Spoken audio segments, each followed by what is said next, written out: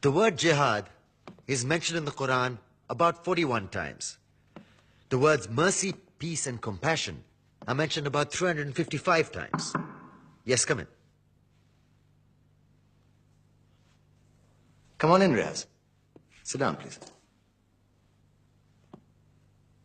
Contrary to popular belief in most Western cultures, Islam is a religion that preaches peace and tolerance. Yes, Patricia.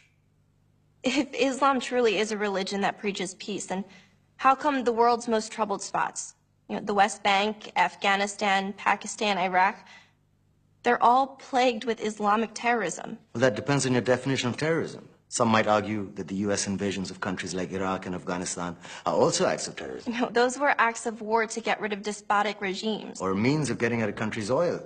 Conspiracy theories. Well, May I? Yes, please. Go ahead, Riaz.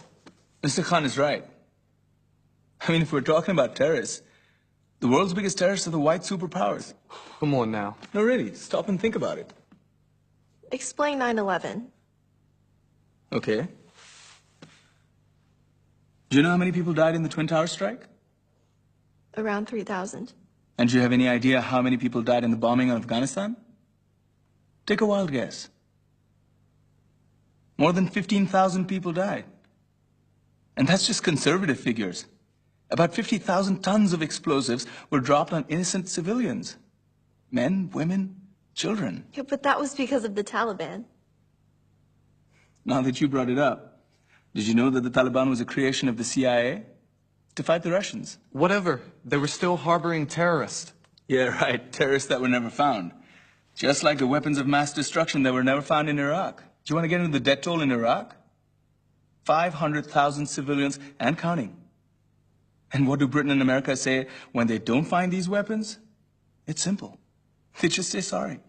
And still refuse to relinquish control of these countries. What are you trying to say? What I'm trying to say is that just because you're American, wear a fancy suit, and call yourself the president, doesn't make you any less of a terrorist. I'm saying that if you don't stop meddling in other people's countries, you will face a backlash. If Muslims like you feel that way, then why don't you get out of our country? We will. As soon as you promise to leave ours.